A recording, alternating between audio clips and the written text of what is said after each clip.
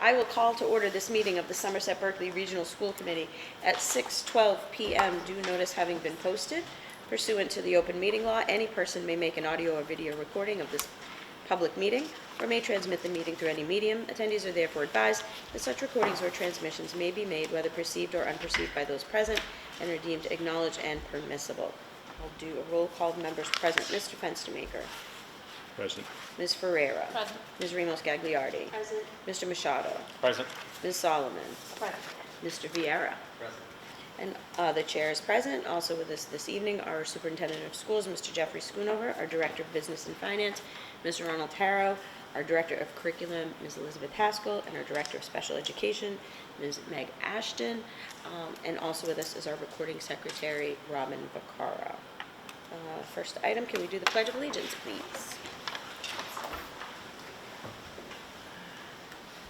I pledge allegiance to the flag of the United States of America and to the republic for which it stands, one nation, under God, indivisible, with liberty and justice for all.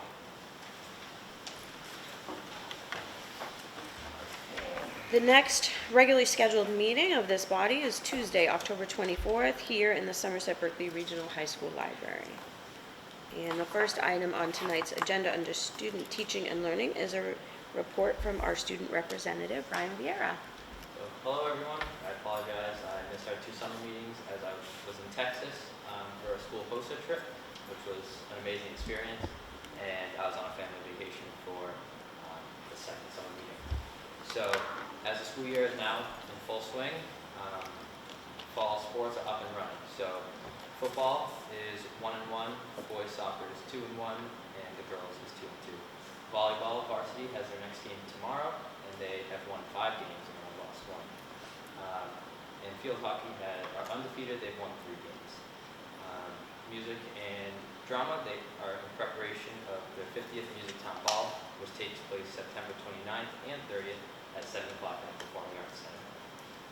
Club signups have begun for many clubs, including DECA, Enviroton, COSA, and Cyber Club, which are just a few clubs that are offered here. And lastly, student government elections just recently took place, where grade 10 election results will take place tomorrow.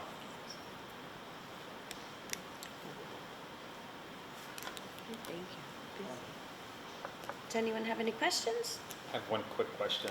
You mentioned Texas was amazing, but how was the family trip? Family vacation? Family trip was great. All right. Great. Good. Very good. That's an excellent reason to miss a meeting. We're perfectly fine with that. Very good. Okay. Sounds like things are off to a great start. Thank you. Okay.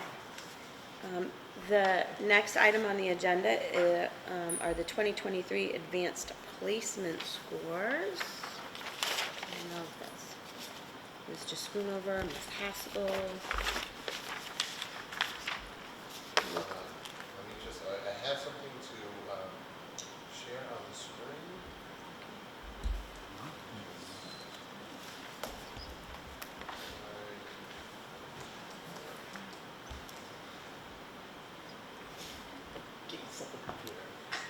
I have one, but it keeps dying on me, so I'm like, I'm just getting what I need. Just get her to go old school like you, with an old computer.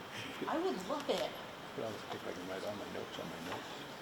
That's why I always go about this one, so in case I want. Here's 20, this is what you do. Oh, there you go. I need a new laptop, that's the problem. My other laptop works when it wants to, and it dies when it doesn't, so I bought myself this. And I became a school committee member. I know how it works, but I'm just Google Drive challenged. That's the problem. I was up in 5 years, but whatever. Dummy book Google, that's all I need. Christmas is coming. And every time I go into it, then it kicks me into the front. Ms. Haskell, can you please control yourself over there? Actually, I'm having a lot of fun at school committee tonight, Mr. Oh, Machado. yay, that's nice. It's a fun place to be. Yeah. Yes. I was talking about it at the field hockey game earlier. Fast. Somerset Berkley. Yes. another one for Is it another form? Yes, yeah, I didn't want to interrupt you, but There yes. you go. Yeah, it was in Rochester. See, this first time, then I see it. Poor bastard. And Rich, and Robbie Goss, I know. What? He was so overloaded last week, you know? Yeah. Yes. I just don't get it. Yeah. But those students would be an interesting conversation.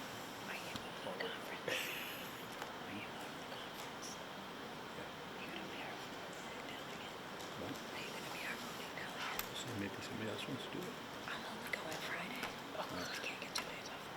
That's done usually Wednesday, right? Yeah. I can do it. Oh, The pressure was on you. I could see What's this. that? The pressure was so on you. You know, you were sweating. all right. Thank you for your patience there. So I want to give you a quick summary of the advanced placement scores from this past year. But first, if you can see this, and I know Robert shared this with you, all of the information. This is more of a summary of it. But if you look at the rightmost column for 2023, then we've got the 5-year, or really the 4-year look back from there. We did have 222 students this past year participate in AP exams.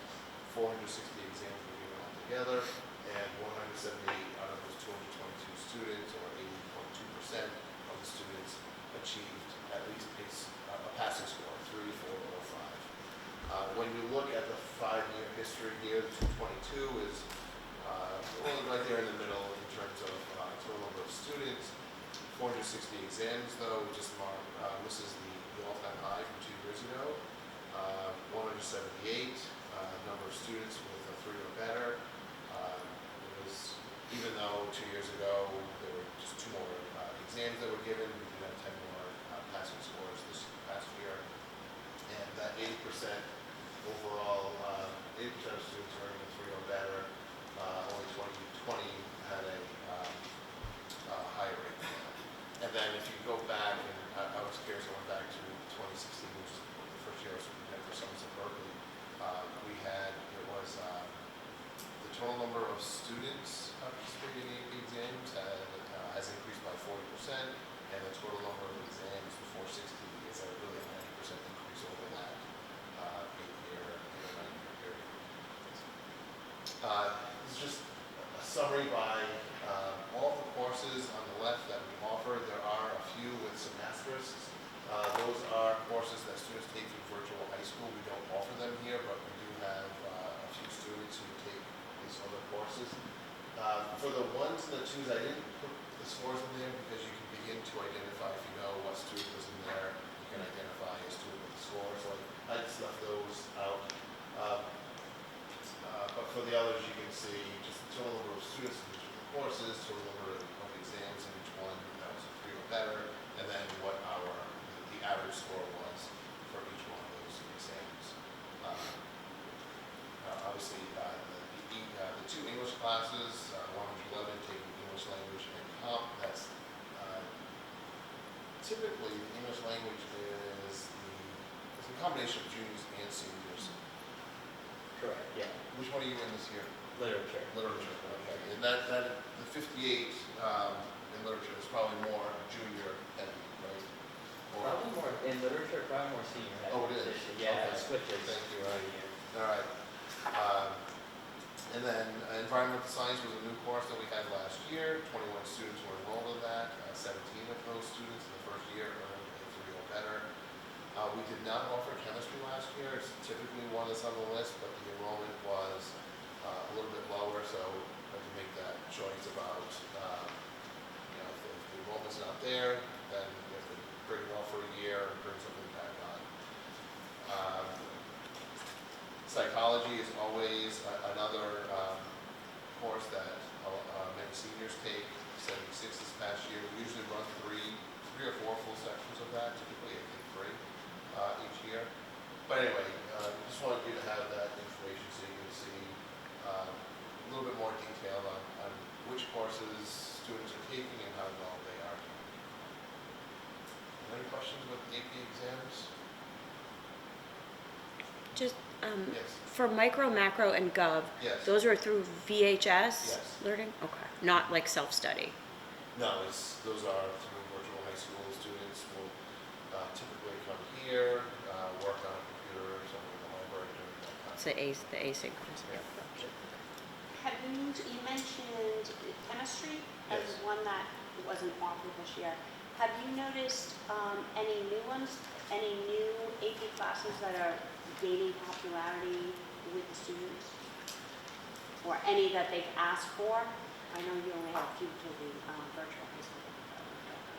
We are actually running a new course this year. The College Board is running an AP pre-calculus for the first time. So that is Mr. Vieira? It's still early in school, but it has been a very good course so far. Very good. Pretty good. I have Mr. Lawrence. It's a good class. Is it one section or two or how many? I know 2 teachers teach it. There must be maybe 3 sections, 3 or 4 sections. So it's a good class so far. Okay, so probably 50 plus, 50 to 60 Yeah, students, I I'd would say, so. at least. So that's new, 50 students taking a pre-calculus AP class. That's good.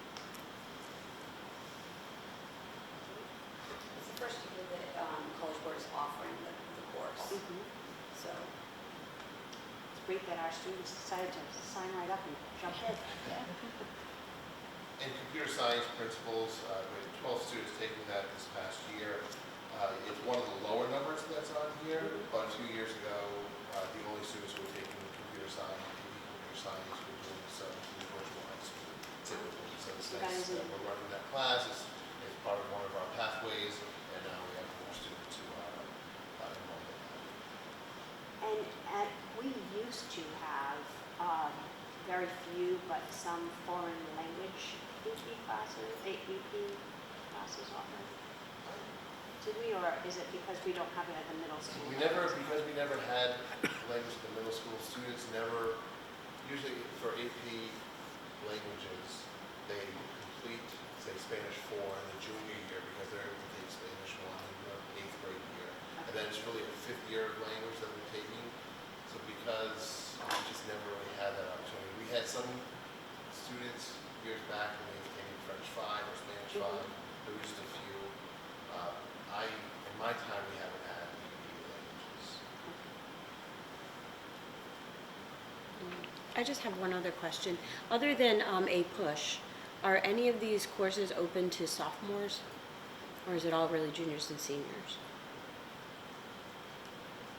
And it's okay if you don't know the answer off the top of your head, but I just, one of the reasons I ask is that when we, in the change in the graduation requirements, we're eliminating some of the specific arts and other types of things and opening it up for students to choose what they want.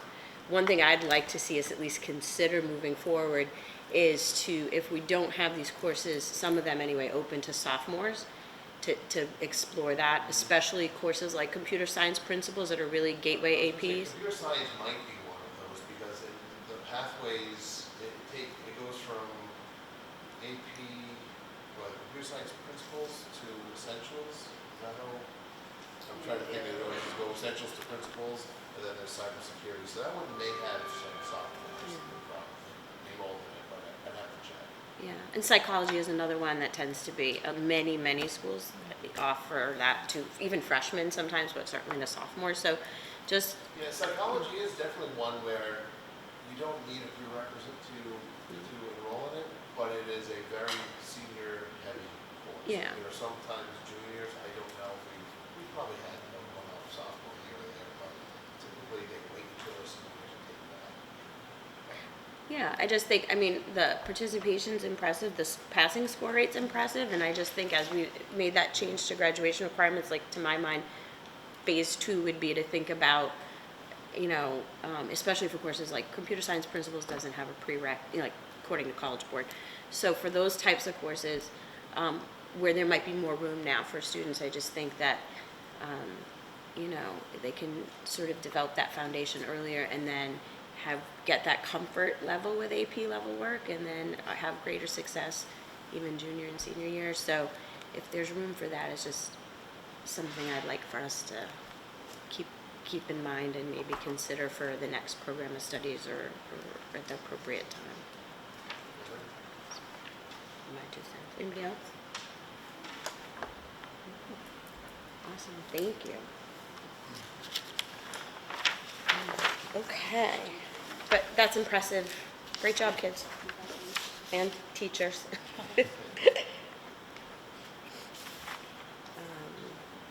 Okay, and the next item on the agenda under new business is to appoint a voting delegate for resolutions at the MASS-MASC Annual Joint Conference.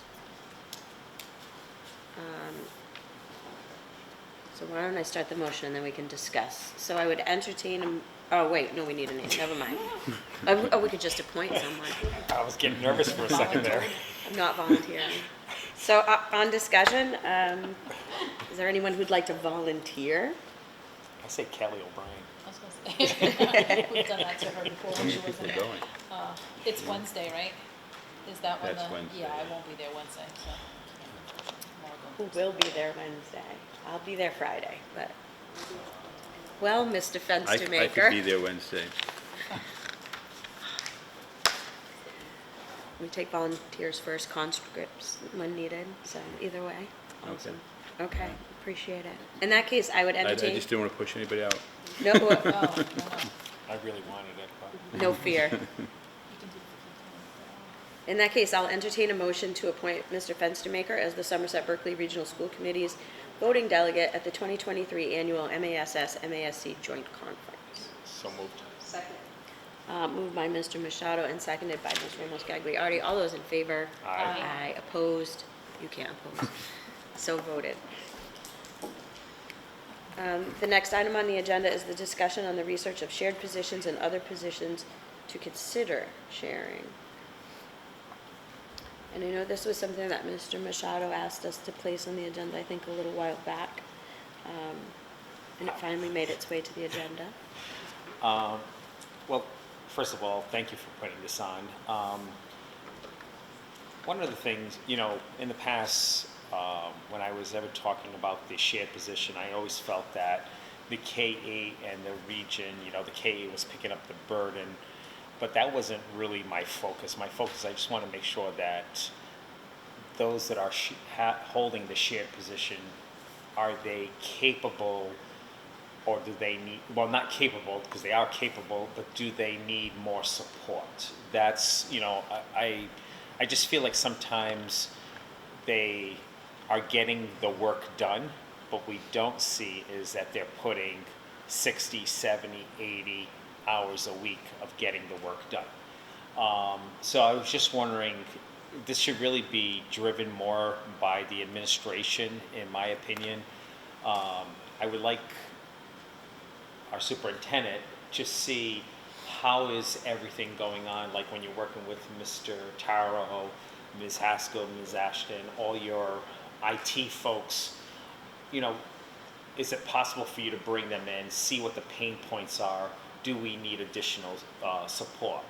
Because, and then I would like you to really look at yourself also, because sometimes I'm wondering, are we at a point that we may now need an assistant superintendent? And I'm not advocating for an assistant superintendent, but what I'm saying is, are we at that point in our districts that we have more support? But the other thing is regarding considering other shared positions. Our town administrator, Mr. Olucci, he is he seems to be the type of person that he's looking at the schools, the towns as a whole, where do we have resources here that could help the town? And I'll just use IT. One day, Town Hall was having some IT issues, but yet we have IT people, but do we need more IT people here? Because I know we're going to need another one in the K-8 level for the middle school, because we're creating a new, and there are electricians hired in town, there are whole things. So what I'm looking for is first do an internal assessment in your own group here, including your role, and also then work with Mr. Olucci to see if there are any common areas where we can support each other, because with a new I'll use another good example is our middle school. We're going to have an up-to-date HVAC system. We may need another HVAC person in our role, but yet our town has none. So when it comes to the K-8, we can obviously share with the region, but and it's not really trying to figure out who's paying for who. It's right now, I just really want the assessment is what is needed and are we staffed appropriately. So that's my only, so in the past it was very to do with the dollar figure, now it's more of the role itself. I really want us to focus on that, and that's what was lost the way I was presenting it a few years back, so. Okay, Mr. Machado. Anyone else have any comments? So is the recommendation that the administration give some thought to how they see those current shared positions and potential future ones, and then maybe bring that to a budget committee, and if that with a thought would be to follow up on the next step? Yeah, I because don't, just throwing it out. That would be my suggestion. That would seem like the appropriate way to start at least. Okay. Is that? yeah, I think, whatever is needed, it doesn't have to be done today, but I'm just thinking, but if there is a need that's found immediately, then we should be bringing it to the budget committee, see if there's any way to either shift funds and bring it to the whole committee, and if it's something that if there isn't a need, then that can wait until the next budget season, then we wait. But I don't want next year's budget to be the date where it becomes effective if needed now, that type of thing, so. Okay. If I might just add, the fact that we're building a new school adds to that. Yeah. We're probably more stretched now than at any time at all because of the resources you need for the ongoing meetings and reviews and that sort of thing. So it may be something that's Temporary. hitting heavier right now, Yeah. but and then we've got some staffing changes going on too. So it'd be good to kind of a good wrap around that. We make those decisions. So. Mr. Schoonover, you look like you wanted to say I was something. just going to say, so thank you for bringing this up. And I know that I don't want shining spotlights on people next to me, but I do know that Mr. Caro is working all weekend long, every weekend always. Ms. Haskell, between all the things that she's doing for both districts in terms of instructional leadership, but then all the grants, the writing of federal grants, and the managing of those, it is, some of these things are getting to a tipping point. Ms. Ashton,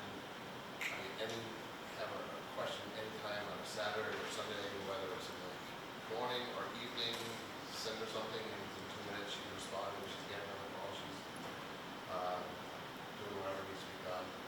Mr. Levesque, I saw, was here this past Sunday afternoon, working in his office. So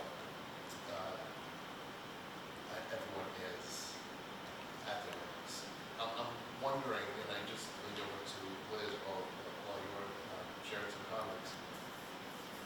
Between the two districts, there probably are a few categories where the original ESSER funds are trending a little bit less than where we were.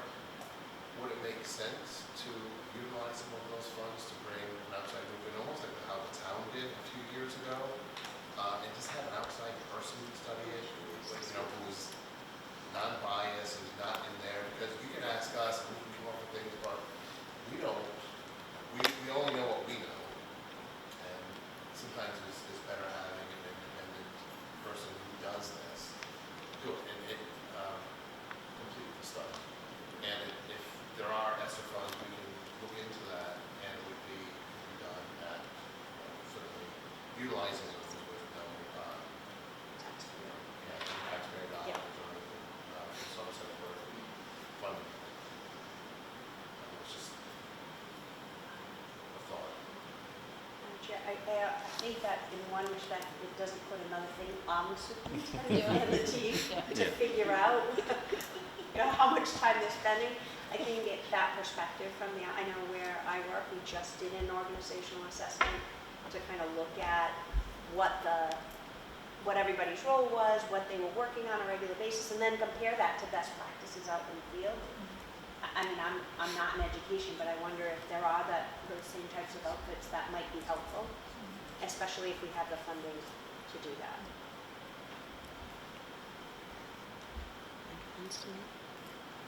Anyone else have any?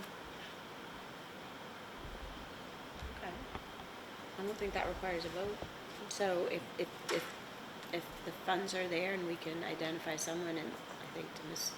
Gagliardi, figure out how overworked you are, add that to your to-do list. So if there's someone who can do that in an unbiased way and we have the ESSER funds to cover it, I think that's certainly a reasonable approach. Do we need a motion to authorize that, or do you just want to come back and see? We'll explore the idea and see what's out there. And the reason why when I actually saw this, I thought someone else had asked for it and just made it on. So I wasn't prepared, but just thinking as we were going along, you know, as we all know, Mr. Taro does send us emails on weekends and things like that, Sunday nights and all of that, while I'm trying to watch football. And Not much to watch these days. I do that just on purpose. oh, is that what it is? But I'm just looking at it as a situation where I don't believe a business manager and a treasurer can be the same person.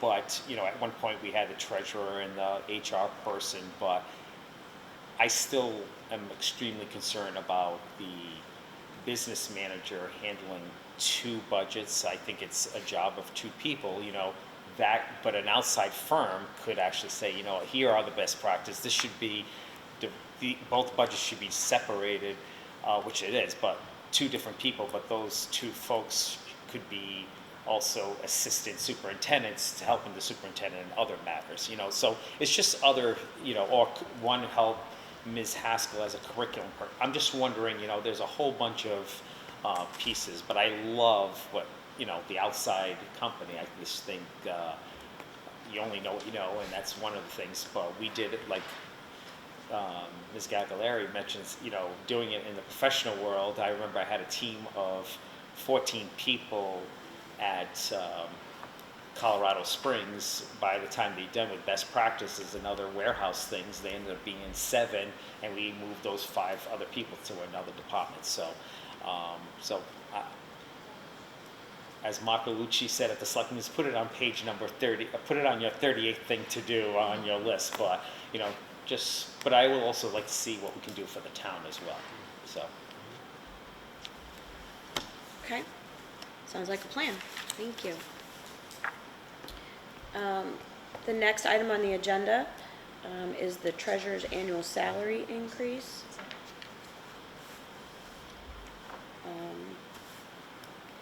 And first I want to say that this is overdue, and that's my bad that we let it go for too long. Mr. Taro, do you have a recommendation? And if you, I think anything that would be in line with how the other groups received would be appropriate. The person that's doing that now is dedicated like everybody else. She's flying in at the end of the day, grabbing the stuff, getting stuff done on the weekend, dropping it off. So it's an individual who's very committed to the job as well. So there really is the discretion of the school committee, but at least it's at a minimum line with what the other groups were receiving in this current fiscal year as a college. Sanders, this has happened to me before too, these increases somehow, because they're just doing their job, we forget about what, it's like behind the scenes. But what year will this be retroactive to? retroactive to January, I believe? July 1st. July July 1st. It's not that far. No. Well, I still feel bad. It's Yeah. still my bad. Okay. Right. So July 1st, right? Okay.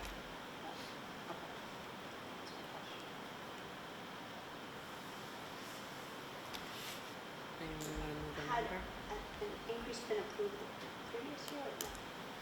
July of '22 was the last time that Okay. position received an increase. Okay. Right.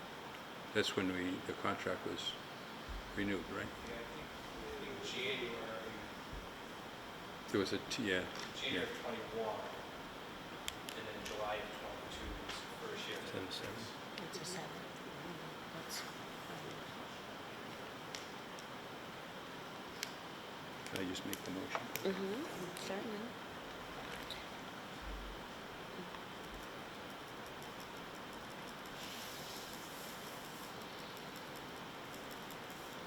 Make the motion, Well, we can discuss. I'd like to make a motion that we adjust the, in the pay scale for the treasurer by 2.75% effective July 1st, retroactive July 1st, 2023.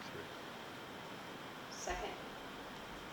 So we have a motion by Mr. Fenstermaker and a second by Ms. Gagliardi to increase the treasurer's salary by 2.75%, retro to July 1st, 2023. Is there any further discussion? No? Okay, in that case, all those in favor? Aye. Aye. Opposed? So voted.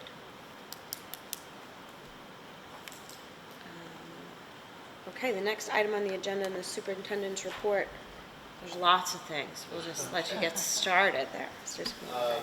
So I spoke with Dr. Brunsford this afternoon just to make sure that I wasn't missing any things, and she did give me a few things that she wanted me to add. She sends her apologies for not being able to attend to them.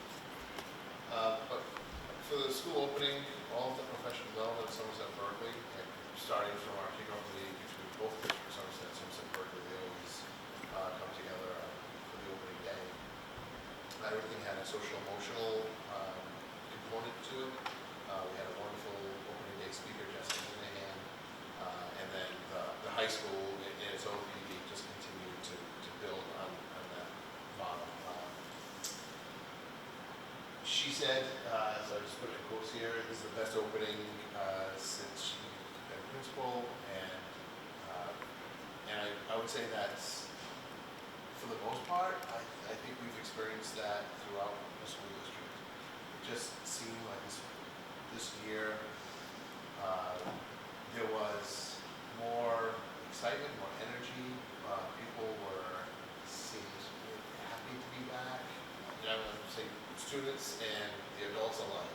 It was a different feel this year than last. So that's what Dr. Brelsford was talking about when she said this was the best opening since she's been principal. Just to summarize it that way. Brian talked about the student elections that have taken place already, and with one more announcement for tomorrow. There'll be more talk from, I'm assuming, Mr. Vieira at our next meeting will give an update on the rally and what's happening there. I know that was a question that the school committee had, but I guess it's officially changed names from Case Rally just to the Thanksgiving Rally, which will still take place on Wednesday, the day of now this year's football game. On October 20th, which is an early release day due to the parent-teacher conferences that are happening that week, the high school is doing something a little bit different. There's, I think, might only be one class that's meeting that day, but there are going to be two different sessions going on for students, which half the school will go to one, and then they'll switch, and then they'll go to the other. So the Heron Project is coming. We had Chris come in a few years ago. They gave a really remarkable presentation to our students. I don't believe it's going to be Chris Heron this year, but someone else in his organization will be here talking to the kids about drugs and alcohol, but also with a focus on vaping and the dangers of that. At the same time, District Attorney Quinn will be here also giving a presentation on bullying prevention. So we'll have those two simultaneous going on, and then the students will switch off. We have, and I believe Dr. Brelsford mentioned this at the end of last year, but we do have two students who are doing an internship with the Somerset Fire Department. They're spending at least an hour or so per day, sometimes a couple hours per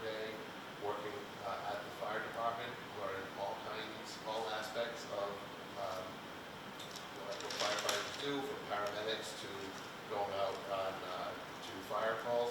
They are not engaging in any of those things. They're not touching patients if it's on a paramedics call, they're observing. If there is a call with a fire, they are standing, they are waiting back and observing. But so far, I want to speak to the two students, but Dr. Gross said they're having an amazing experience already. I received word the other day that a grant application I submitted about a month or so ago, we received, so it's a $50,000 Innovation Pathways grant to continue the work that we've already been doing, and this will help get our kids out for more experiences like our kids. We've heard about their experiences in private care, building on that, and getting more of these job site related experiences, some professional development, and some other things, both in the biomed and also computer science. I had the image from the Special Olympics. Somerset Berkley was named received a national banner recognition once again.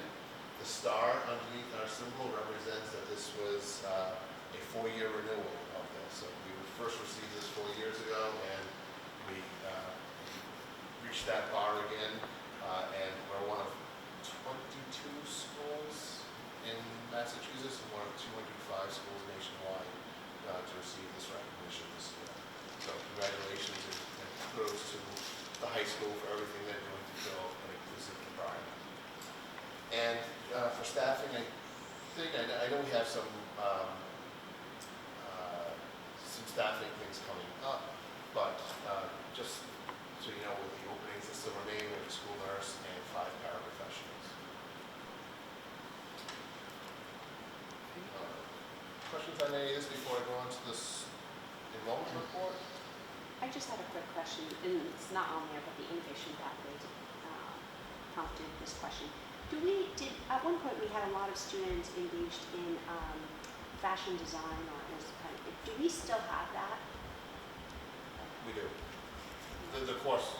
We do But is have it still a robust program? Are there a lot of students signing up for it? And I know a few years back. I'd have to check the numbers to see exactly how many we have. I think we typically run 4 or 5 sections on it between the beginning courses and the advanced. Okay. And that's actually one of the things I actually sent an email to Ms. Maskell and Dr. Brelsford recently just saying, is this one of the areas that we want to consider for Chapter 74? Because there is a fashion technology, I forget what the topic is, fashion tech. And we're already doing much of what the frameworks are in that field. So it's one of those things that we're considering applying for Chapter 74. There is, and I can put you in touch, there's a group working on setting up a site called Selvage in Fall River. It's part of a Gather site that's being funded in part by Mass Development. And they are working already with Durfee students and potentially New Bedford students along with CVPA in creating kind of a space where students can test and work with local manufacturers in the greater Fall River area on fashion, textile manufacturing and things like that. So it's something we can make that connection, because I was thinking about innovation pathways for that too. That'd be nice. Okay.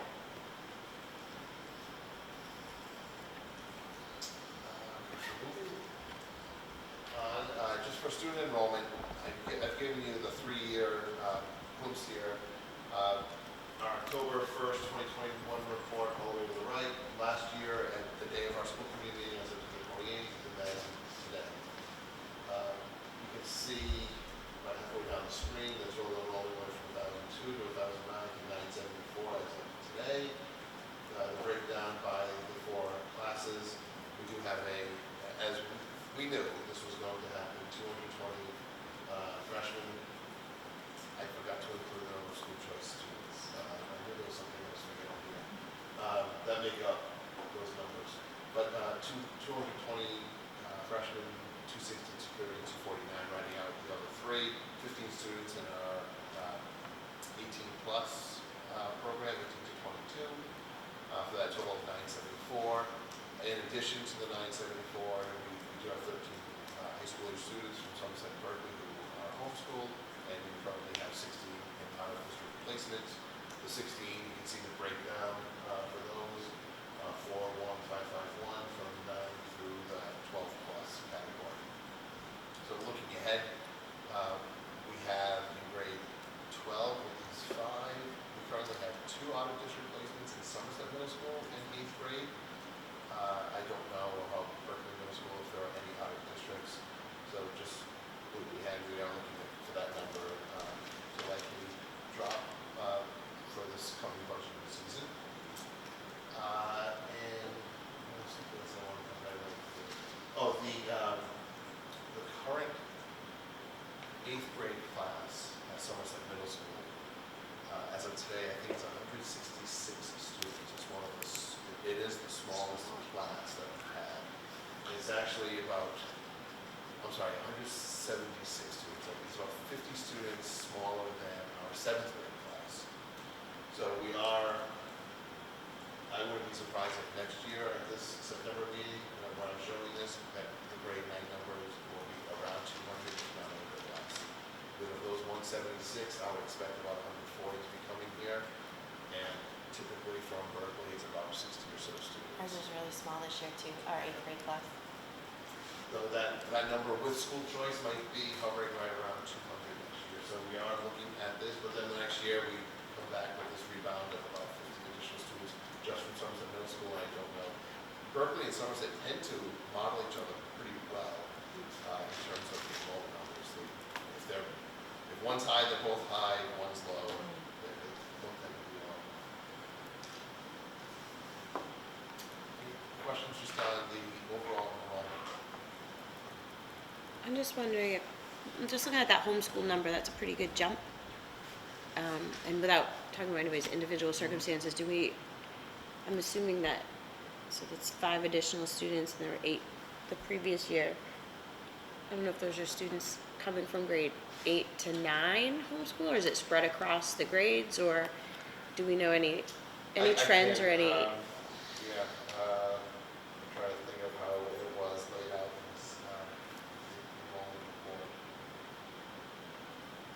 I want to say about 5 9th graders, but I know we do have some transitioning homeschool students from 8th grade to 9th grade. I don't know. I think that there was a jump in grade 9 this year. So it might be from that 8 to 9 transition that kind of accounts for that. And we did have, in COVID, we did see our numbers, and they were much higher than this in COVID, but we saw a lot of families go to homeschooling for a year or so. Many of them came back, but there were some who remained there. So we do see a little bit of this bubble that's coming through of these larger homeschooling numbers for a few years. Thank you.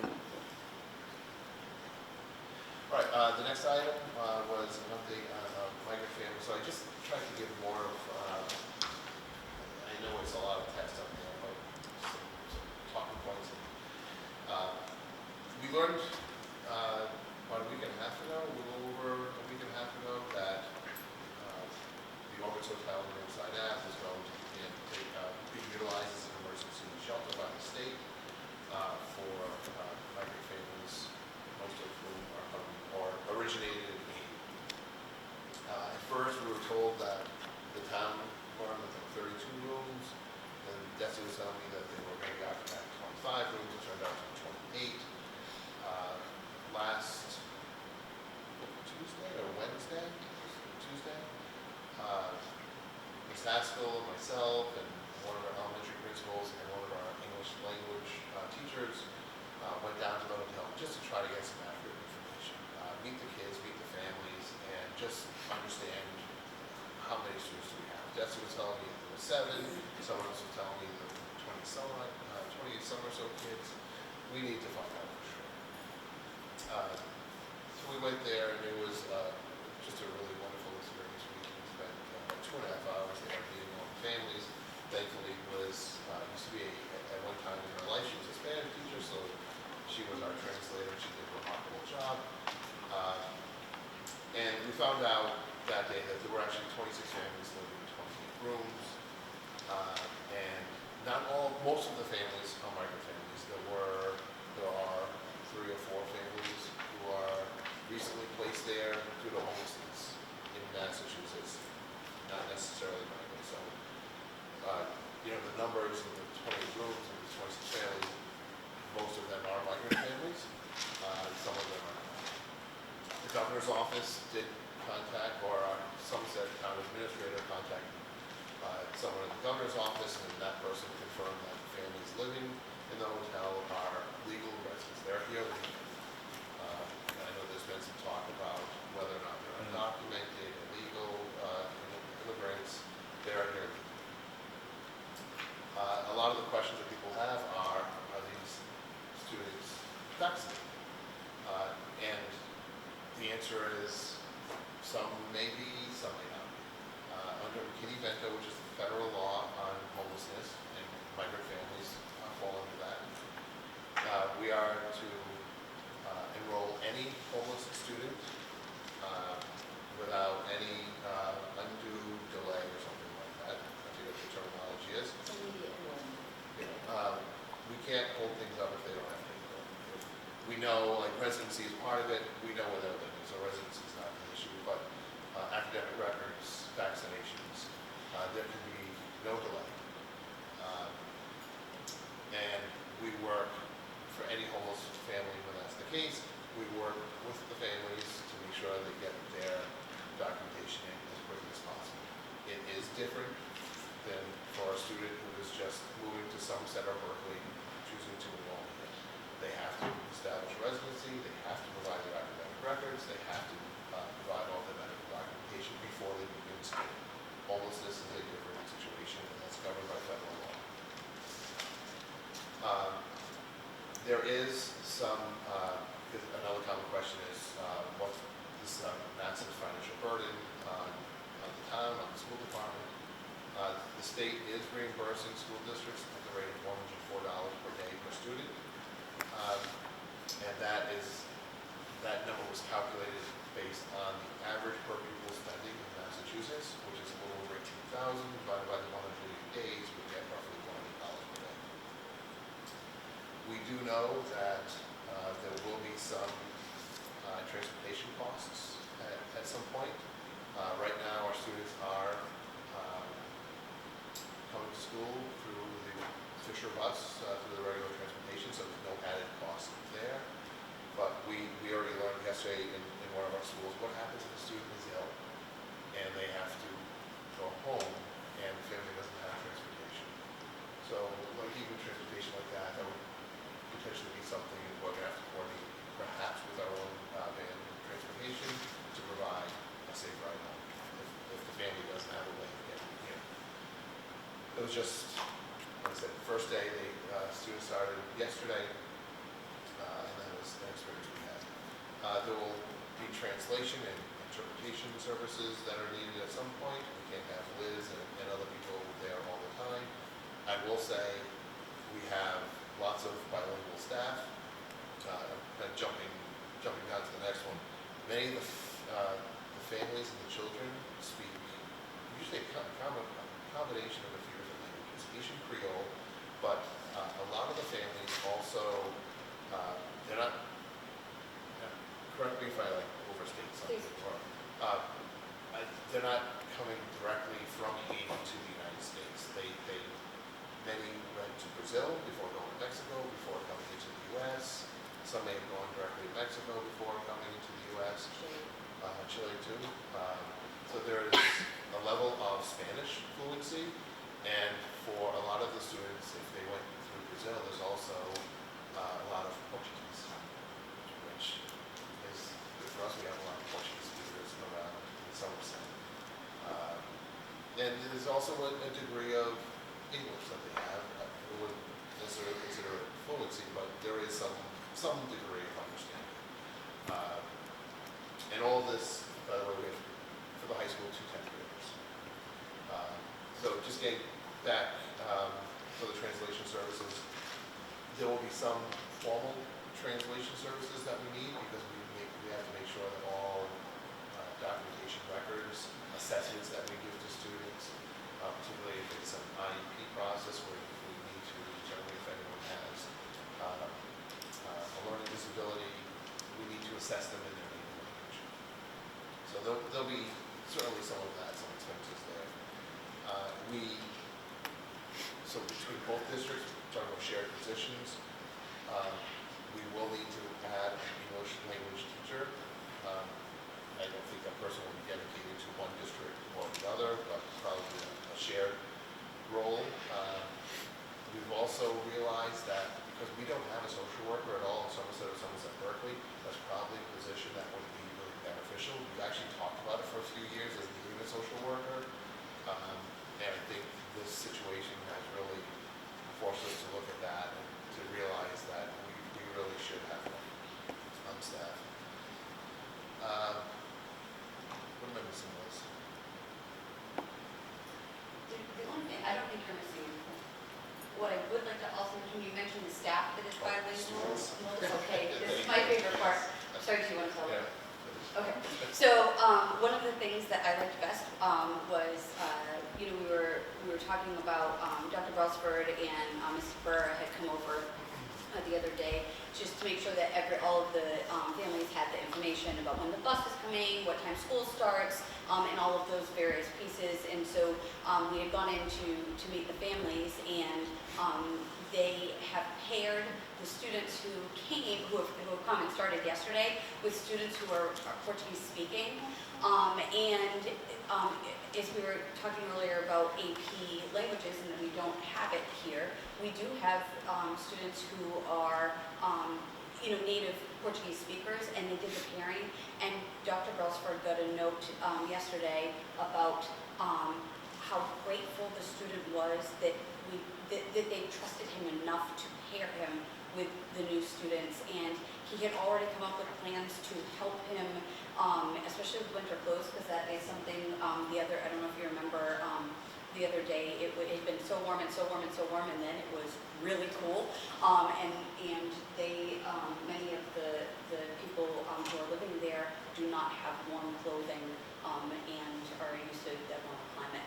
And so it's just, and also the students who are helping are going from class to class, just a minute or two early, but just to make sure everybody gets where they're going. And it's just a really nice community, and it was my favorite story of the day. And again, we tend to think we live in that adult world, and I love that the administrative staff here had really kind of put that together, and it creates those immediate connections.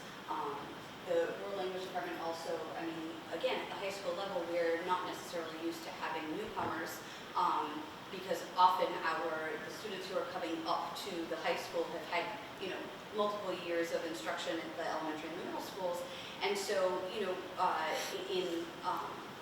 want to provide some visuals, and sometimes it's I don't have that animated approach. You're kind of acting some of it out. You've got some photographs. Our world language department worked over the weekend to make sure that there were some tools that were shared out with everybody, to help everybody that's in the community to kind of work through with all of our students. And so I love those. I love that kind of connection and that we're having. I just wanted to share, I went on Friday, and I think it's important just to say thank you. I think that the amount of work that Liz and I was very impressed with Erica Pereira. She was using her foreign language skills. Just all the principals and everyone, the way they all came together with supplies for the students. Just the kindness that I witnessed with everyone, working with the families. I know personally for me, it was on a Friday. It was something I reflected on all weekend. So I'm Mr. McDonald there, one of our old school committee members, bringing donations and clothing. And I think as a community, my heart felt really warm that day. Just seeing that what we came to get. It's scary at the school district. It's something I've never worked. I've been an ELL coordinator in other districts, and this is very new for a lot of us, and sometimes things that we don't know can be scary. But I think everyone came together. Jeff brought us together at the leadership meeting last week, and I was overly impressed and very appreciative of what I witnessed then. So. Does anyone have any questions? No, I think the only thing, obviously you hear things on social media or things like that, but I also see a lot of the social media comments where people are saying, listen, I speak Spanish, if I can be helped, if I can help, please reach out to me and stuff like that. So a majority of there are the few, but the majority of the town is really rallying around these kids and families because, you hear the word illegals, that's not true. You hear the words migrant and all of these things, but the way we're looking at it in our schools, these are our children. It's not because the state is telling us to do it, it's just the right thing to do. So I appreciate the leadership, I appreciate the schools, the students. I just feel like anything that can be done and support that you need. There may be a burden on the school, but I look at it as a situation where, again, these are our students, and if anyone says they're not our students, they're absolutely incorrect. But a few meetings ago, we voted to accept X amount of students as school choice for $5,000. These kids are being compensated by the state of $18,720 per student if they stay here the whole year. My only wish is that I just hope for these families, they find permanent housing. I think obviously this is a temporary housing, but I do hope that these students stay in our district so these families can build a community, because I feel like if they get bounced around, it's just going to be more of a burden. So if it's something that we can do to help these families, again, I mentioned this, we do have a physician on retainer from us. If you know that they need any other, as a family needs, if the family requests or the family, please consider that as well, because we do have that service, and again, these are our kids, just like we would do for any one of our students. So. And to that point, when we were there the first day, there were two nurses who were there through Mass PH, who are meeting with each family individually to just determine what do they have for health records, what do they need in terms of vaccinations. So they were developing a plan so that DPH can then come in and give the families what they need medically. And then the other thing was just reminding me of it. I mentioned this last week at Somerset School Committee. Every year, at the beginning of the school year, the Somerset Federal Credit Union delivers to us a number of supplies that their members, back-to-school supplies that their members provide. And it's just boxes and boxes of backpacks, all kinds of school supplies. It's absolutely amazing every year. And we always have some extra supplies over. They give us so much that there's always a little bit left over. So one day last week, when Liz went, she loaded up backpacks in her car, put all kinds of supplies in, and brought the supplies to them too. So an extra shout out to the Somerset Federal Credit Union for continuing that support, which allowed us to get some supplies into the kids' hands right away.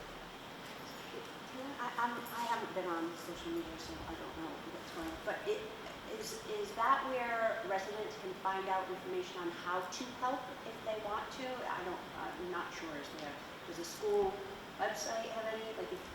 I'm asking as a resident, not as a school committee member. Yep. So when we were there, there are, I think, a lot of people who are asking that question. One of the things is, how do you kind of manage some of the intake, right? We are not equipped to do that. And it's interesting, I've gotten multiple texts today about the schools and maybe, some kind of donations and clothing drives and some of those things. So I don't necessarily think that we have specific information. I will say there was someone that was from a local church who was there, who we exchanged information, and she had said, if there's anything I can do, please let me know, and if there's, and I said the same. So, that may be, I don't have her information with me, but if we have more information and we can go ahead and post it, or we'll kind of see how we get that out. Again, some of it is about kind of that intake and managing some of that, and we're just not equipped to do that. I do hear the town hall is collecting. The town hall is. I remember at one point we had a similar situation there at at the hotel, and I think it was through the school system, and perhaps the Board of Selectmen too. They organized a turkey dinner that was actually served. I remember Oh, yeah, going at at, North. was at North Elementary. It was. So I'm just throwing that out there. I'll figure out how to find out. if it's And not. if I can give you Please. the woman that I had spoken to, I have her information, and if you want to reach out to her, because she had actually talked about maybe some dinners. I don't know if there's a yard out front, Yeah. but I think there may be something in the back, and I know there were people there who were donating some toys. I mean, we have 20 children on our list, so they were. Yeah. they're Yeah, I'll get the number. Thank you. Anyone else? I don't want to belabor the point. I do just want to echo what Mr. Machado said and say it's one thing to meet our mandate, which is bare minimum, but I really want to commend all of you and everyone who worked with you for doing that in a way that is empathetic and compassionate and honors the dignity of all of these families. So just thank you, and obviously keep us apprised of any needs that might be, forthcoming. But thank you for representing us that way. It's evident that Liz has taken the lead role. She was in office last week with people to get us to where we are right now. And I just, because it is a question I fielded from other parents, whose concerns are how do we teach students who don't speak English, my kid not going to get the services he or she needs because now there's this other student in the classroom. We've had English learners in our schools for a number of years. The number grows each year. It's not like what Fall River or Taunton have, but the number is growing each year. I'd say even prior to this, maybe 30 or so between our 5 schools. And currently at the high school right now, we have 8 English learners, 2 of whom are from this hotel. So it's not like we've already had 6 with us. Liz was saying how I think at least one of those is new to the high school this year, but some have come from the middle school perhaps. So it's not something that's brand new to us. As the numbers increase, we will have to respond to those increases and see how we need to change our services or what other services we want. I think, right, so that was it for those 3 items. And then the next 2, unless there are other questions, you have a list of resignations and appointments that are there. I just want to talk about the response to one of the resignations. We had a math teacher resign right before the school year started. We posted the position and were unable to fill it. So Mr. Lawrence spent that last weekend of summer just trying to figure out how we can make sure that students who are enrolled in certain courses would still get excellent instruction. He was able to consolidate students into consolidate a section, and then we have other teachers who have agreed to pick up an extra class in order to make sure that all the students have a high quality teacher in front of them. And when that happens, they do get a fraction of their salary. So I just wanted to make you aware of that situation that we have in the department as a result of all of the resignations.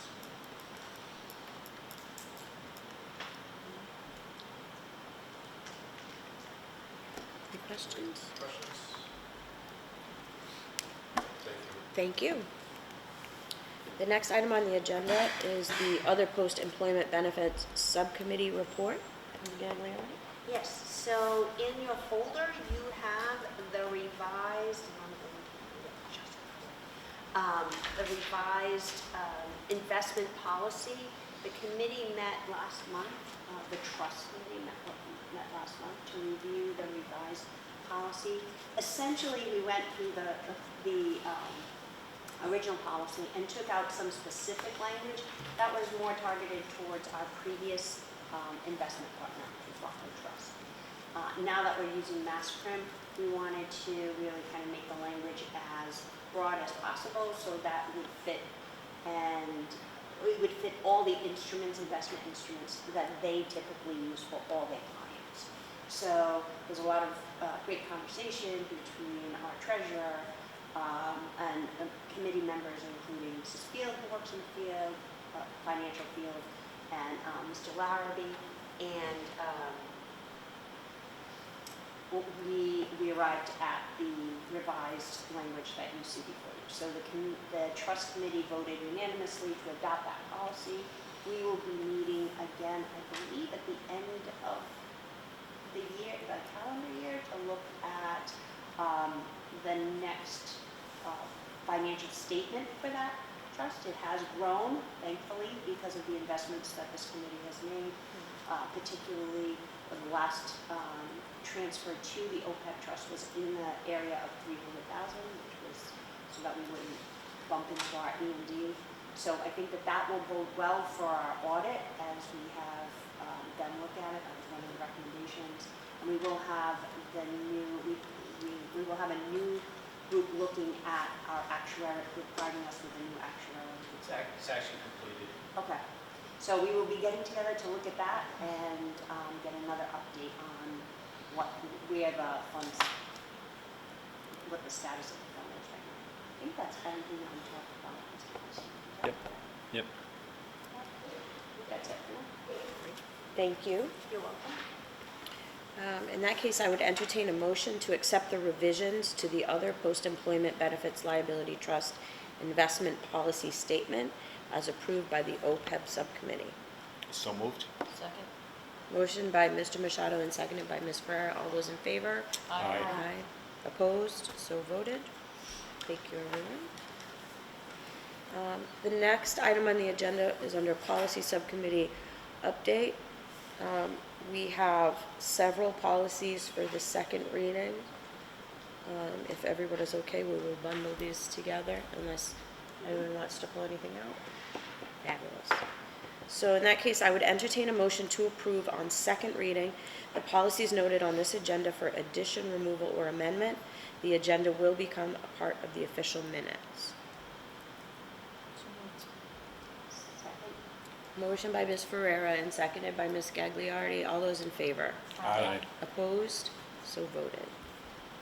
The next item on the agenda is policies for first readings. There are several of those as well. Does anyone wish to pull anything out for discussion?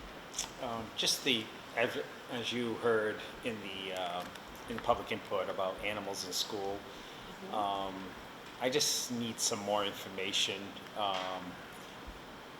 because, yeah, that's the only one I would want to pull out for now. Okay. Anything else? All right, so I would entertain a motion to approve the first reading of the policies noted on this agenda for revision, with the exception of policy IMG, animals in school, which would be a revision. The agenda will become part of the official minutes. So moved. Second? Motion by Ms. Ferrera, seconded by Mr. Machado. All those in favor? Aye. Opposed? So voted. Mr. Machado, you want discussion for animals in schools IMG? Yeah, so first, I do believe therapy dogs have a place in schools. I think therapy dogs have a place anywhere. My only concern, as the student mentioned, was more of staff handling. I don't have any concerns that the staff bring in their service dog or their therapy dog, but the way that is written, it just says by an approved, I think, training dog organization or like.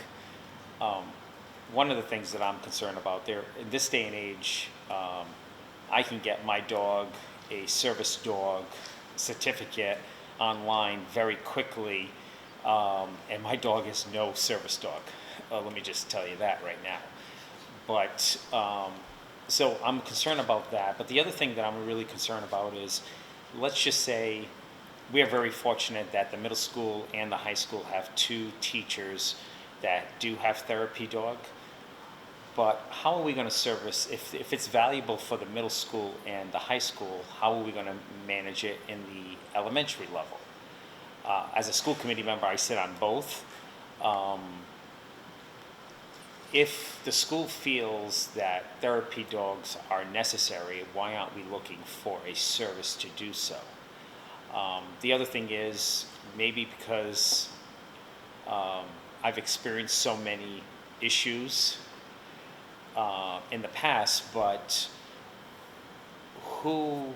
if I'm a staff member, let's just say, since we're in the high school level, if we have 5 teachers who have all went through the training for a service dog or therapy dog, and the therapy dog, they all have their certificates, are we going to be, if the principal says, oh, we're only going to allow 2 service dogs or just 1 service dog in the building, who brings the dog in? Are we going to hear grievances because we're all STA members, or I'm a custodian, or I'm an administrative assistant, and I have a therapy dog and I want to bring it in, but now I can't because the principal is only allowing 1. So I feel like we have a lot of unfinished answers about the part where the staff members are bringing in their own therapy dogs. I think we should have the superintendent meet with these organizations. And the other piece is the insurance that I think Mr. Gore mentioned. What is the insurance amount? Is it $5 or is it $1 million? It doesn't say that. So we don't know. It's just vague as it is written. I did speak to Ms. Cardoza over the weekend. She did mention she has all the answers that I'm looking for, and she was going to reach out with the because she wanted to work with me, and I'm like, listen, I'm a school committee member, work with the administration, work with the special education director, because obviously they're the experts at it. And I did have a quick conversation with the superintendent today. He's not opposed, but some of the comments that I made, I think, may have, okay, I don't have that answer, or I will get you that answer. So that's the only thing I'm saying. I'm not opposed either, but I also am concerned how we service not just one class or one school. How do we service the whole community, the whole district of all 2,800 students that I oversee, type of thing. Anybody else? I have a question for the language that was added under therapy dogs. Is the most significant change to this policy, maybe the only change to this policy? And was that based on MASC language, therapy dog policy? Our attorney also reviewed that. I think a lot of that came Feedback from from the the attorney attorney. law. Distinguishing basically between service dogs and therapy dogs specifically, because these are therapy dogs we determined, right? Yes. The 2 the 2 teachers that had them. And that made a difference, right, regarding our liability with the dogs being in the schools, because insurance was something that we talked about too. Yes, and when we met, I met with Somerset School Committee over Corville, Mr. Lawrence, Mrs. Cardozo, and Brian Murphy, our insurance representative. And after meeting with Brian and the 2 teachers describing how the insurance works with their own policies, it satisfied his concerns, but that was a big concern at first. Like, if we bring them in, and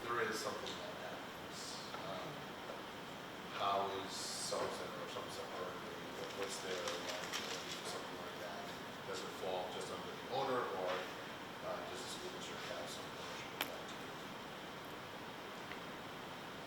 too? May I ask a question, Madam Chair?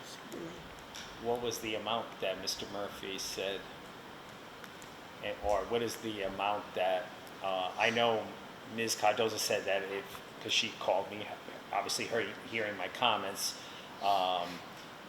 she said that she has insurance through this agency or whatever, but I never asked her what amount is it, like I know in a facility agreement at my work, whatever company is coming must have at least X amount of millions of dollars. I'm not saying that it has to be millions, I'm just saying, but there is a minimum that we require for certain companies to come in to our location. Just like, for instance, what is the minimum for insurance when you have a dance studio? Don't they have to bring their own insurance policy or something like that? What is that amount? So I could be opening a whole can of worms because I don't know if there's an amount on that one also. So if there is an amount for that, but I don't see an amount for here. So those are the questions that I'm just looking to protect, not only the town and the school district, but I'm also looking to protect ourselves from grievances where who can and cannot bring, because the other thing is, it also says, a request, an owner who wants to bring their therapy dog to the school must obtain permission from the building principal. When I see the word owner, is Mr. Rebello, who's a next door neighbor, can he bring his pet in, or his therapy dog into the school if he meets all these guidelines? It doesn't say staff, it doesn't say company, it just says an owner. So to me, when I see that, I don't know who an owner is. So, because I've had now time to read this, where before last meeting when we had, I didn't have the opportunity to read it. So those are the things that, like Therapy Dog International, why Therapy Dog International? Why do we choose that particular organization over another organization? And then maybe that might be the right organization, but I don't know if you guys have vetted through that. So, but for the record, I have nothing against therapy dogs in school, or a dog panting heavily in a meeting or anything like that, because it's true. One thing, as the student mentioned, when you're driving behind a car with a dog's ears flopping in the air, it does bring a smile to your face. Same thing, like I saw Mr. Schoonover look at Mr. Lawrence's dog at least 3 times during the movie with a smile from ear to ear. So there is a purpose, but I just don't want to make sure we don't become a location where, like I'm at a restaurant now, people just bringing pets in just to bring a pet in. I just don't want to I want to make sure that we are bringing value not only to one school, but all students have that opportunity, not just one particular classroom. And I also, if the service pet is in the school, like therapy dog, therapy. Service dogs, we wouldn't be talking about it. Therapy dog, if a therapy dog is in the school, how do we manage that classroom? Meaning if there's an emergency, hey, this child really could use some interaction, how are the administration planning on? And then the other thing it becomes, if we start hiring therapy dog services to cover other schools, do we technically have stipend positions now for teachers who is doing also the same service that we're hiring other companies to do? So those are all my questions. I hope you all have the answer, because I'm not against it, but I also want more information, so. For me, I hear your concerns, Mr. Machado. For me, if this has been vetted by our attorney and our insurance provider, and they're satisfied with that. And I'm not an attorney, but I see language in here about how the principal's decision is final And part 5, any other discretionary reason consistent with this policy. So this satisfies me knowing that it's been vetted by them and you know, whatever, we can see what the wishes of the committee are, but I don't know that it would be, other than perhaps a minimum amount, but I don't know how feasible it is to articulate every sort of possibility or, you know, variation within the policy. I don't think we're talking about hiring anyone at this point. This is like a voluntary program to me with staff. I don't think in terms of like grievances or rights, that no one has a right, there's no right to bring in a therapy dog, and there's no, and so I'm okay with the fact that it's been vetted by those parties and that the language to me is very clear that it's the principal who's responsible for the safety of the building at all times in every way, in any case, to essentially approve or not approve this. And so I'm okay with it as presented. I hear your concerns, but I feel like it's covered in this. But what are the wishes of the committee? Yeah, I also, I think some of those questions came to mind, Mr. Machado, not all of them, but I think we can kind of try to think of every what-if scenario that can happen. But in my tenure here, there have been times where we revisit a policy after it's been in existence for a little bit of time and kind of lived with it to tweak it. And so I also felt like, well, all right, this gives some protections, but also doesn't spell everything out. I think I would feel comfortable living with it as something that we could try out. And if the administration, who still has ultimate say, sees that there are some loopholes that need to be tightened, some additional language, I think we can revisit it, is my thought.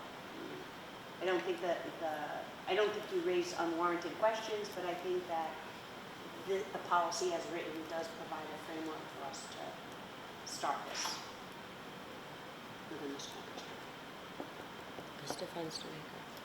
Hmm? No? I didn't know. I'm I didn't know if you I was just wondering, you know, some policies have, there's the policy, then there's the policy /R, the regulatory piece of it. Would it, I don't know if you would want all of the information that you're asking for, if that would be embedded in the policy, or if that would be almost that our component of the policy, that backup piece where it gets more to some more details. Well, the policies tend to be more general, giving specifics and something like that, or would it be better to use it within the one policy? We don't know if this is something that now every classroom, every school is going to want. I mean, it's only one school here. I think that this, for me, it gives an opportunity to try it out and see. We have the opportunity between first and second reading to make adjustments as well. I don't know when the policy committee meets again, October. so after our next meeting. But And just for the record, Ms. Cardoza and Mr. Lawrence, well, through Ms. Cardoza, they said all the concerns that I have, they actually have the answers for. So, like I said, you know, I'm just looking for that one particular piece. So even if you were to vote on this today, I would actually abstain. I wouldn't be able to vote no, because I'm just looking for those details. So I'm right now, the way it's presented, I just feel uncomfortable because I have to make sure that that the policy that we're, here is a little different, like you said, it's one school. I want to make sure that it is going to be, that every student is going to have that opportunity. And if we only have 2 staff members with with service dogs, how are we gonna service the other schools? That, to me, because I can see if I was a parent, my child could use a therapy dog, you know, am I gonna have to go put in an IEP to get a therapy dog, or is this school going to, you know, so those are the things like I have to think as the all 1,800 in the KE. So I'm looking at, here it's a little different because it's one district. So, but, so, Well, how about, could I entertain a motion to approve for first reading the Animals in Schools IMG revised as presented? Make a motion. Second. Motion by Ms. Sullivan, second by Ms. Gagliardi. Any further discussion? So, just to clarify for myself, this will be your first reading, so then the committee can go back with these comments, and when they get to the second reading, they may have some adjustments. If we can do May or that. may not. In fact, we can ask that if that, when that information is forthcoming, if it could be shared Yeah. with the policy subcommittee, and we could. I do know that Mr. Lawrence was at our K through 8, and he did offer to come and actually speak and kind of give us more information, so if that's something that the committee may want, we can probably ask either him or Ms. Cardoza to come and be That's a here good- just to kind of give us some more information and maybe answer the questions that we may have. I think that's a fabulous suggestion. Why don't we invite them to attend the meeting for the second reading?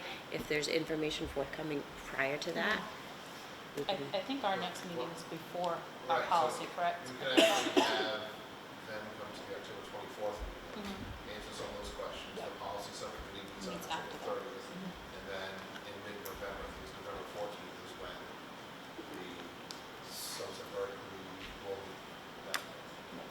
I think the point of this from listening to Mrs. Corville is the fact that we have Raider, who is at our elementary schools. We don't have that in the middle and the high schools, so we now have a teacher in both the middle and the high school that are willing to bring their dogs. So the kids in both the other two buildings have the ability to have a therapy dog if needed.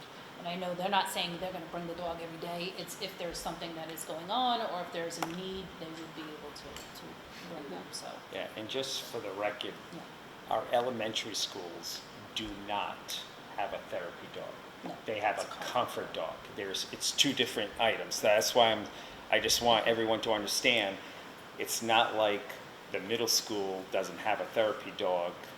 That's true, but nor does the K-8s. I mean, the whole K-8 doesn't have it. It's a therapy dog, so that's why I'm like, we might be in a situation where we're saying the middle school has a therapy dog, but the K-8 does, I mean, the K-5 doesn't have therapy dogs. So that's something that I learned from Ms. Cardoza is the one that actually told me that Raider is not a therapy dog.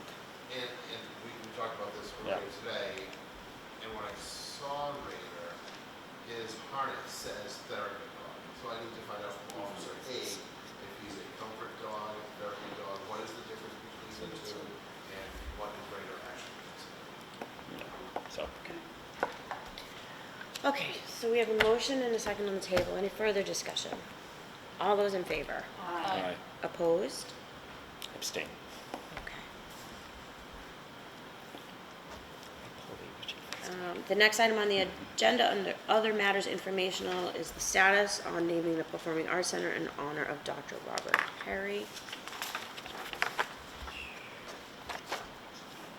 I don't think, I think I failed to put it in the folder, but I did compose, along with Mr. Schoonover, we composed a joint letter to Dr. Perry, just sort of an official congratulations informing him of the vote of the committee.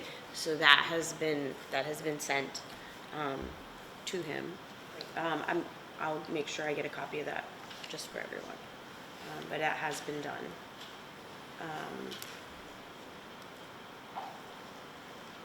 Ms. Ferrer, the plan for do you want to sort of fill us in on the plan for the Yeah. dedication? So I had a meeting with Mr. Schoonover and Mr. Young and Dr. Dalsford.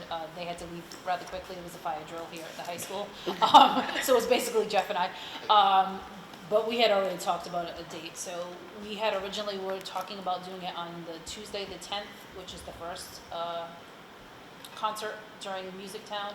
But Dr. Perry's son will not be here on that day. He'll be coming in for Thursday. So he asked if we could do it on the Thursday, so his whole family would be here. So we are going to do it on the 12th, the Thursday, before the concert. The concert starts at 7. We're thinking between 6:30, 6:45, we will do the dedication.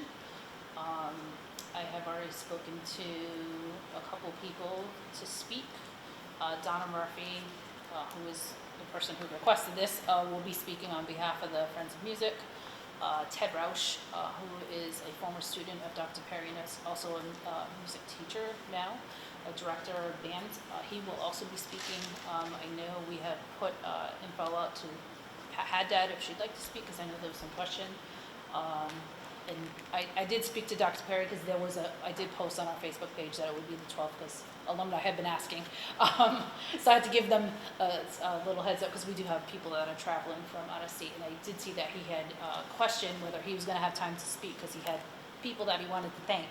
And he was concerned with, because we were talking about doing it in the hallway in front of the door because that's where the name will be. So I did actually speak to him on Saturday. I made sure he had my phone number, and I said, absolutely, you'll have time to speak. We're not going to rush him along. He's concerned that there's going to be too many people to be in the hallway, but I guess we will play that by ear.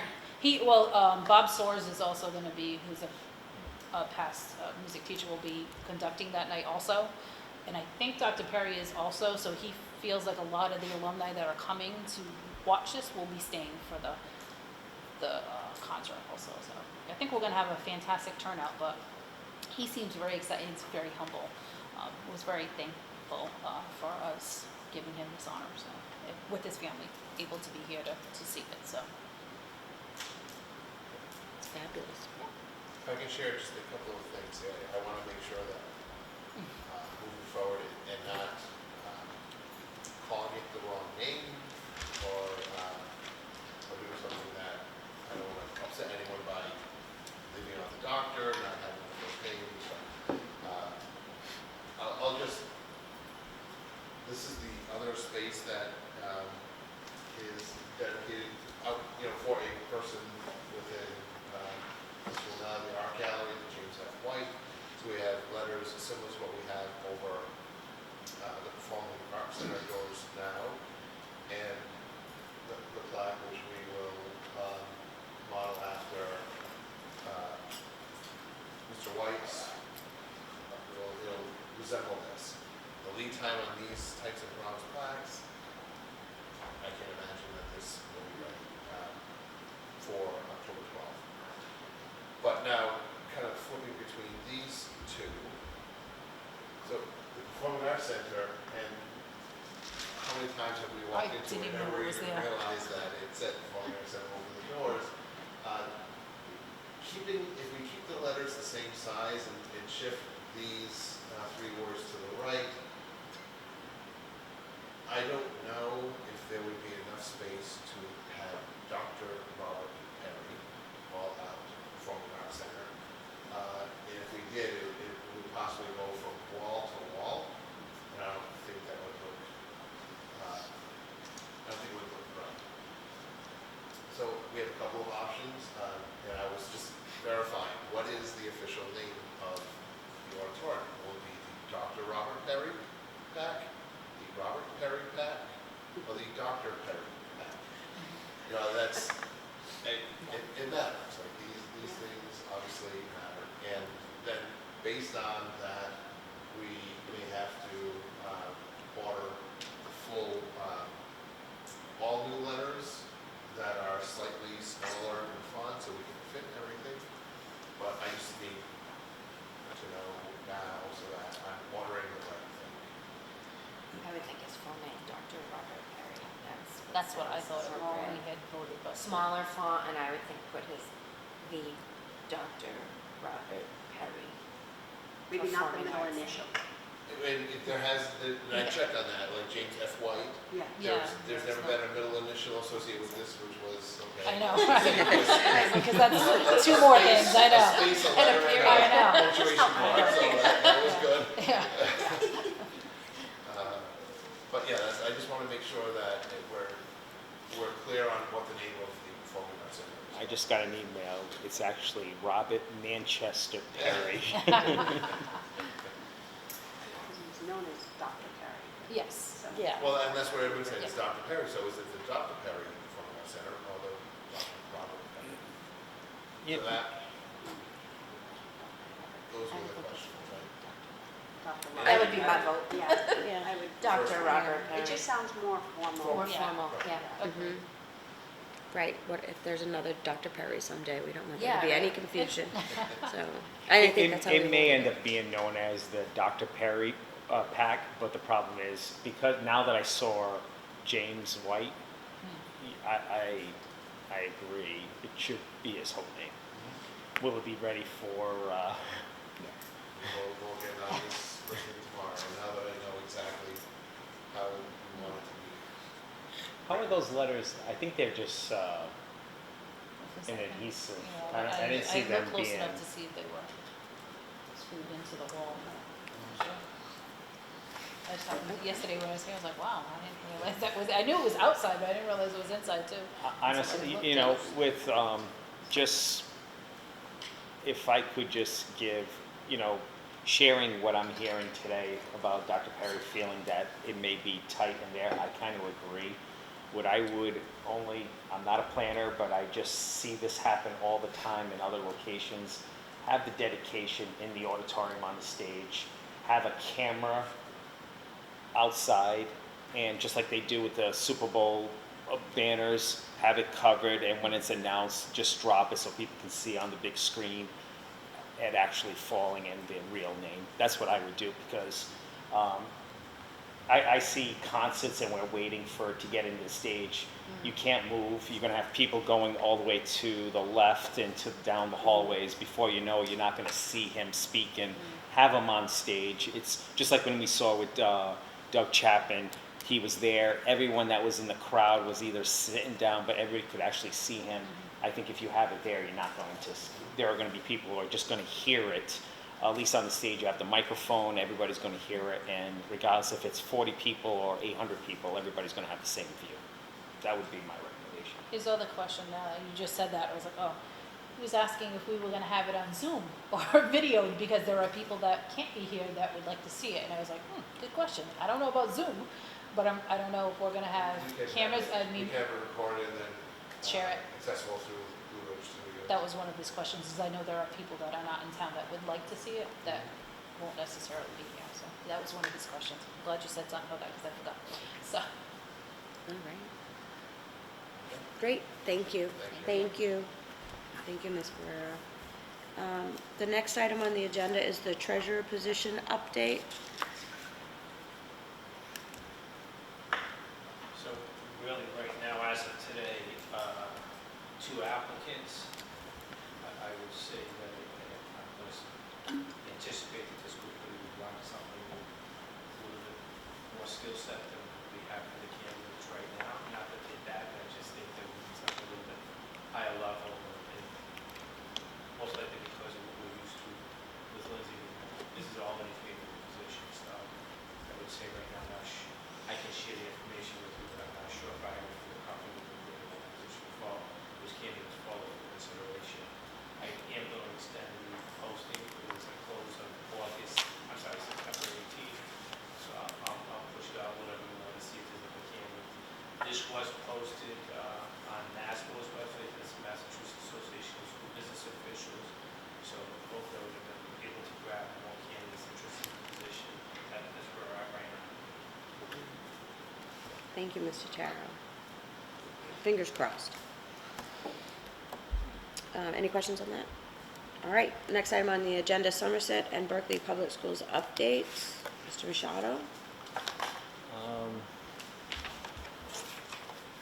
At the last meeting, last Thursday, the school committee met at Chase.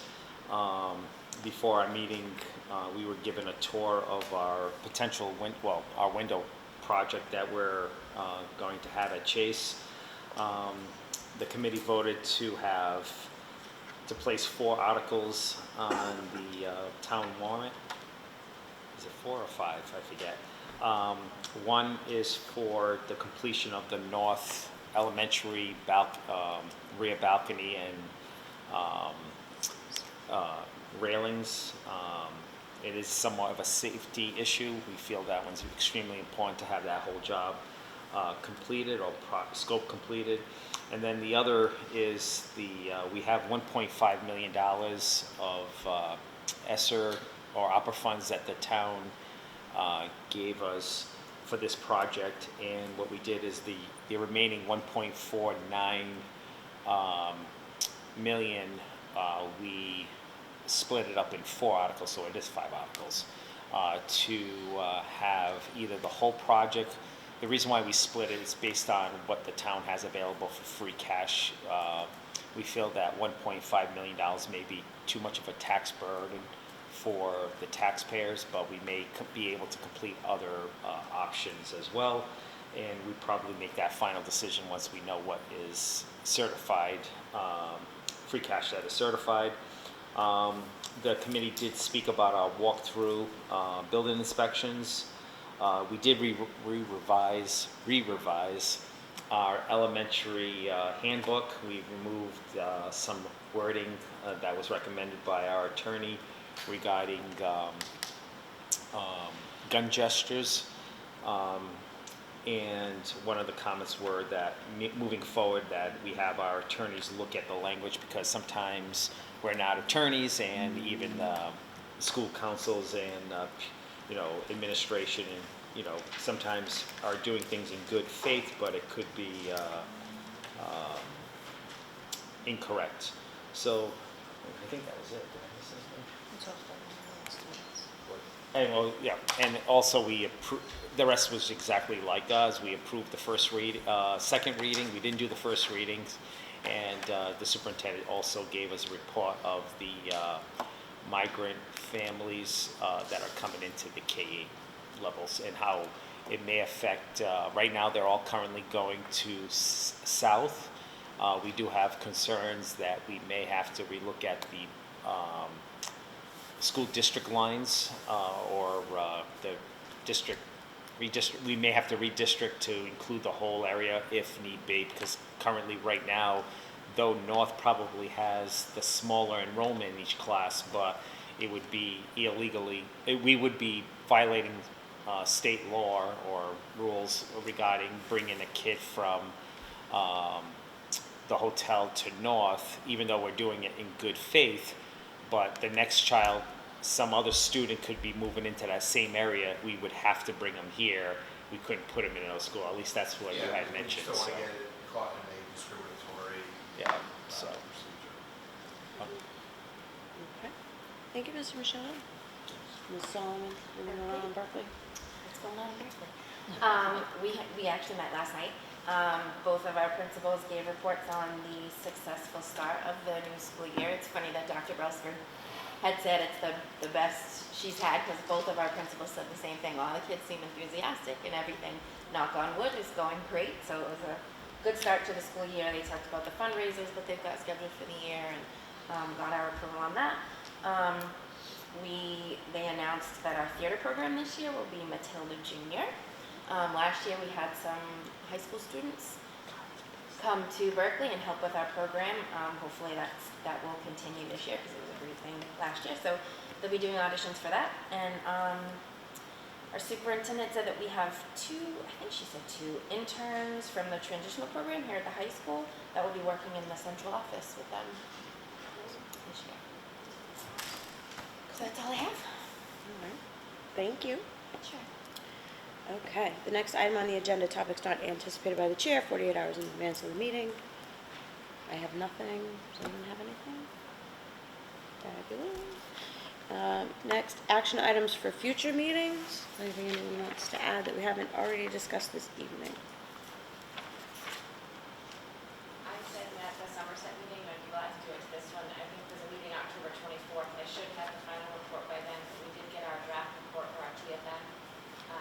There was only 2 corrective actions, so I'm working with them right now to write our corrective action plan. I submitted it last week. Once that's approved, they'll submit our final report. As long as that is by the October 24th meeting, I'd be glad to present our findings and our plan of action. That would be great. Thank you. Dr. Brosford will be here presenting the school improvement plan also at the October meeting.